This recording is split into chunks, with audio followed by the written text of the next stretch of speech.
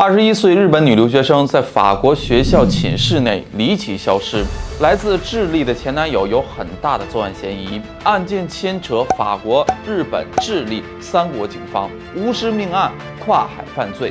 他们从人人羡慕的跨国恋情到甩不掉的恐怖情人，到底是因爱生妒，还是背叛下的极端控制欲？让我们一起走进今天的案件。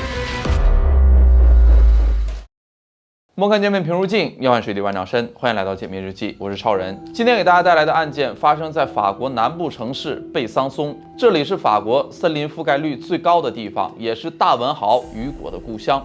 2016年的12月14日，当地的警方接到报警电话，报警的是一所语言学校的老师。他说，有一名日本籍的留学生，名叫黑崎明海，好像失踪了，已经有10天没来上课。同学们呢都不知道他去了哪儿，请求警方前来调查。这个黑崎明海只有21岁，是2016年9月份刚刚到贝桑松一所大学读语言。他平时学习挺努力的，来学校的这3个多月没缺席过课程，还拿过学校的奖学金。大家最后一次看到他是在12月4日之后，就再也没来上课，也没跟任何人请假，又联系不上。了解情况的老师就马上报了警。警方初步判断，黑崎明海是在2016年的12月4日至5日晚上在贝桑松校园失踪的，赶紧联系了黑崎明海的家人。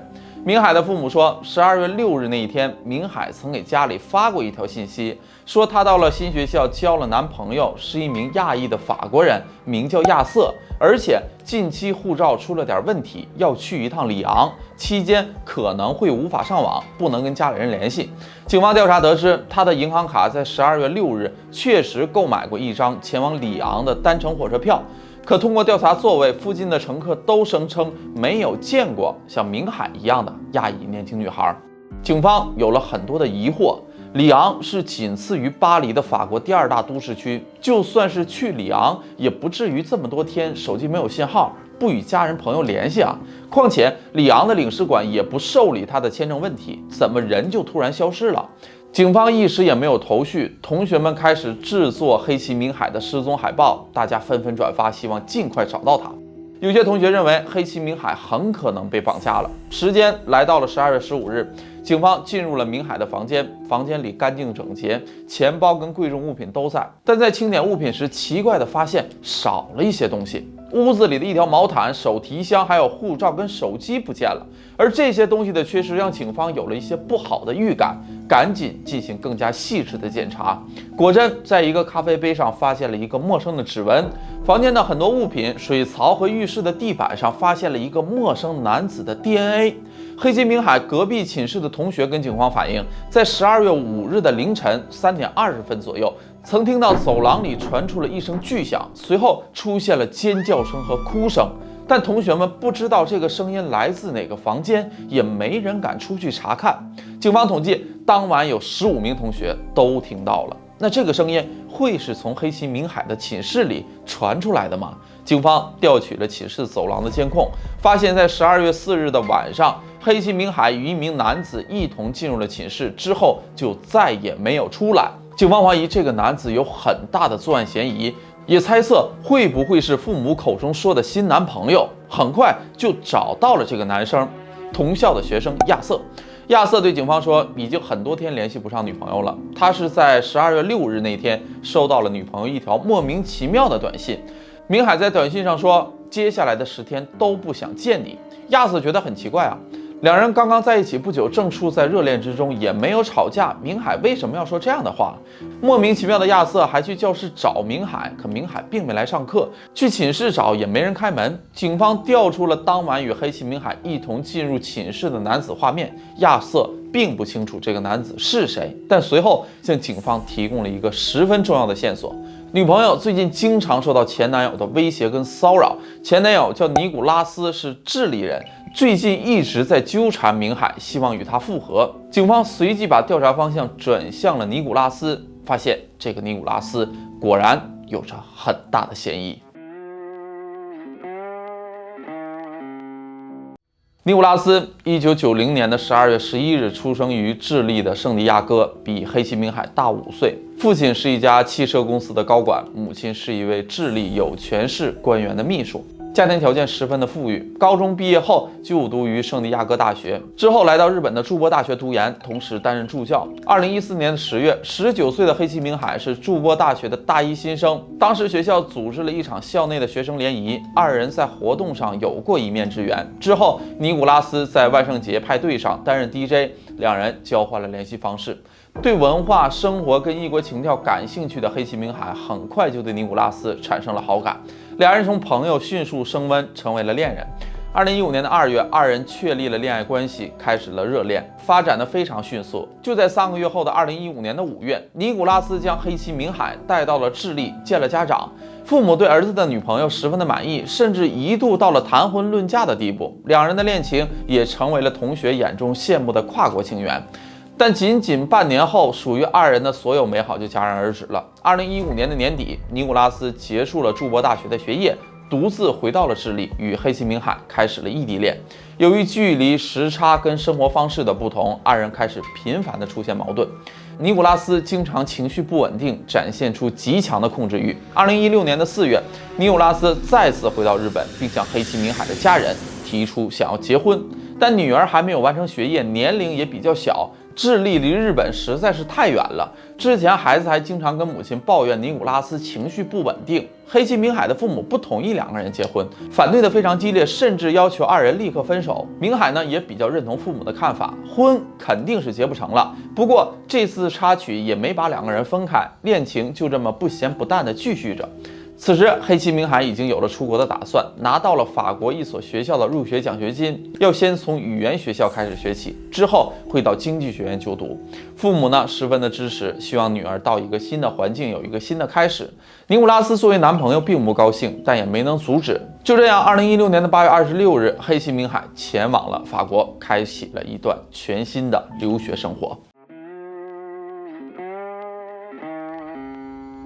来到法国后，黑崎明海很快就适应了新的环境。他性格开朗，学习认真努力，同学跟老师都十分的喜欢他。但女朋友在那边表现的越是适应，越是融入，尼古拉斯就越是没有安全感。他经常发脾气，到了新环境了，肯定要跟同学在社交媒体上互相关注一下。可尼古拉斯看到明海在社交软件上加了很多男生，就非常的生气。他要求明海立刻删除掉他们，但明海拒绝了。尼古拉斯只用明海的密码登录了他的社交账号，这样的行为让明海感到不被尊重，与男友发生了激烈的争吵。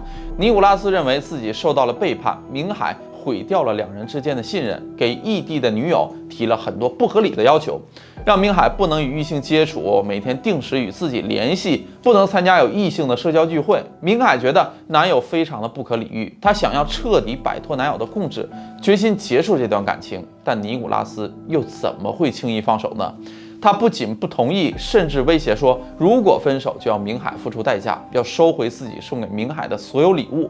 明海受够了男友的威胁，态度坚决。就这样，黑崎明海与尼古拉斯在交往了1年半之后彻底分手，并在不久后交往了一个新的男朋友，一名叫亚瑟的亚裔法国人。尼古拉斯依旧穷追猛打，要求明海立即断绝与亚瑟的联系。但明海觉得我们已经分手了，和谁交往是我的事儿，和你没有关系，强硬地怼了回去。尼古拉斯开始越来越愤怒，无法控制情绪，发了一条威胁明海的视频。视频中，尼古拉斯看似平静地说着让明海无法接受的话，大致内容是明海做了坏事儿，毁掉了他的信任。如果能在2周内改正错误的话，他会选择原谅；如果还执意要做错误的事儿，他会飞去法国，让他付出代价。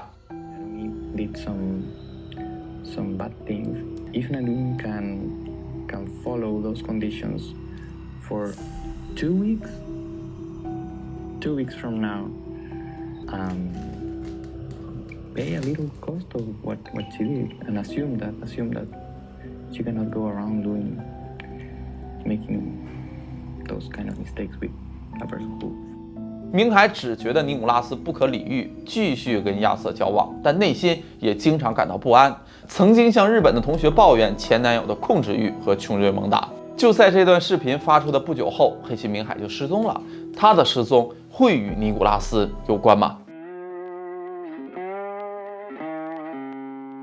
警方调查了尼古拉斯的近期行踪，发现在明海失踪期间，他果然在法国，还出现在了明海的校园内。2016年的11月30日，尼古拉斯乘坐智利飞往瑞士日内瓦的航班。2016年的12月1日，他又从日内瓦乘坐大巴来到法国蒂荣，租了一辆汽车。从蒂荣到明海的寝室大约需要1个半小时的车程。警方判断黑崎明海是在12月4日至5日晚上失踪的，而学校是在12月14日报告他失踪的。这个时间段，尼古拉斯刚好在法国。经过确认，12月4日晚上跟黑崎明海一起走进寝室的正是尼古拉斯，也就是说，他是最后一个见到黑崎明海的人。尼古拉斯有着非常大的嫌疑。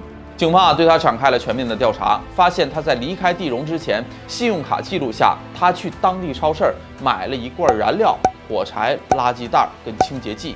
他租的汽车上有 GPS， 记录中显示，从12月1日到4日，他花了几个小时在城市周围的小路穿梭，最远曾到过距离明海学校60公里的一簇森林。他还开车去了明海的大学。警员通过调查附近的监控得知，12月2日，黑崎明海跟尼古拉斯一起出现在大学里，说明明海在失踪前两人确实见面了。12月4日，明海参加了下午4点结束的舞蹈课，当晚与尼古拉斯开车到贝桑松以南的一家餐厅用餐，直到晚上10点左右一起返回大学寝室。寝室走廊的监控画面显示，他们在晚上11点左右一起进入了黑崎明海的房间，之后再也没有出来。期间，尼古拉斯租的车一直停在寝室外，直到12月6日凌晨4点左右，尼古拉斯租的那辆车开走了。他开车去了前几天去过的同一片森林地区，但并没有被监控记录下。警方猜测，尼古拉斯很可能是从没有监控的紧急出口走出寝室的。而12月4日晚上10点到12月6日凌晨4点，就是尼古拉斯作案的时间。事后，警方在寝室的紧急门上发现了黑崎明海的血迹，明海寝室的一个大行李箱不见了。警方推测，明海身高1.62米，体重54公斤，很有可能是被装进行李箱带出了公寓。12月7日，尼古拉斯将车还给了租赁店，店员说这辆车在还回来时，里外包括后备箱里都是泥土，很可能尼古拉斯是在抛尸后归还的汽车。案件调查到这儿，尼古拉斯是最大的嫌疑人。警方继续调查他的行踪，发现，在离开汽车租赁店后，他买了一张返回日内瓦的巴士票，然后登上了飞往西班牙巴塞罗那的飞机，于12月12日再次返回日内瓦，并登上飞往智利的飞机。现在尼古拉斯已经不在法国境内了，法国警方立刻联系国际刑警，将他标记为因涉嫌绑架跟谋杀的国际通缉犯，而黑崎明海生死未知。2017年1月，警方试图在尼古拉斯穿越了森林寻找明海的尸体，但一无所获。2017年4月，进行了第2次搜索，启动了包括警员、潜水员、狗和直升机，但依旧没有任何的发现。黑崎明海房间内发现的陌生男子指纹和 DNA 均属于尼古拉斯，可明海的尸体始终没有找到。眼下最主要的就是抓捕尼古拉斯，以获得更多关于案件的细节。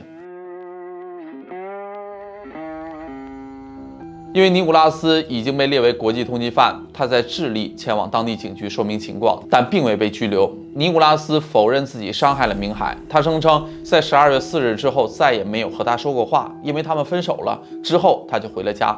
法国警员想将尼古拉斯引渡到法国受审，日本政府也要求智利有关部门将尼古拉斯带回法国配合案件调查。遗憾的是，智利最高法院拒绝了两国的请求，尼古拉斯将在智利法庭受审。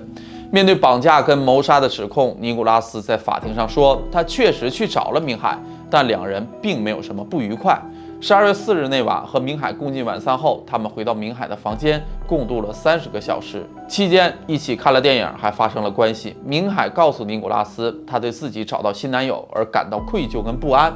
尼古拉斯并不承认自己行凶，他只是觉得明海逃跑了。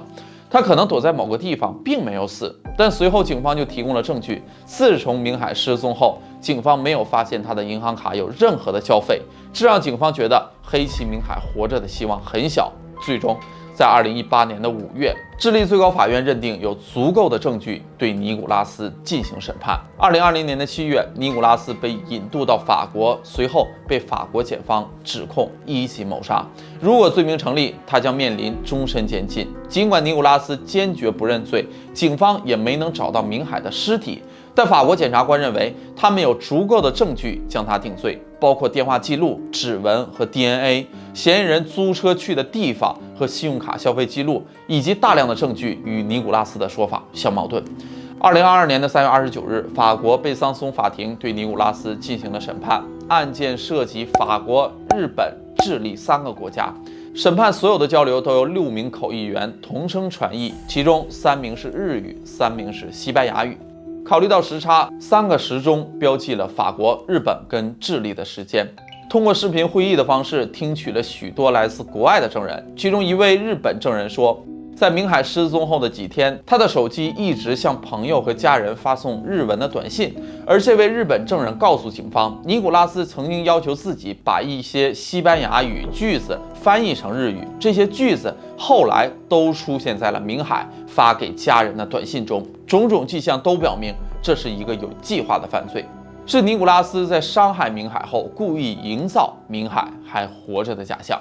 今年4月12日，案件宣判，尼古拉斯被判处了28年的监禁，他将在法国服刑15年，之后可能会被引渡到智利度过最后的13年。但尼古拉斯坚称自己无罪，并没有伤害最爱的明海，对判决提出了上诉。他的新审判也将在2023年的上半年再次开庭，而明海的尸体至今仍未被找到。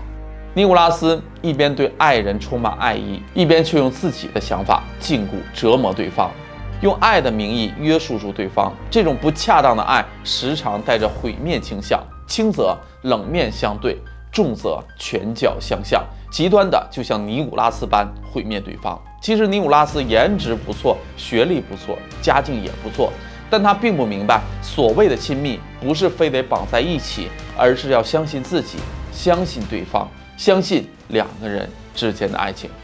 好了，这就是本期解密日记的全部内容，喜欢的朋友记得点个关注。我是超人，我们下期再见，拜拜。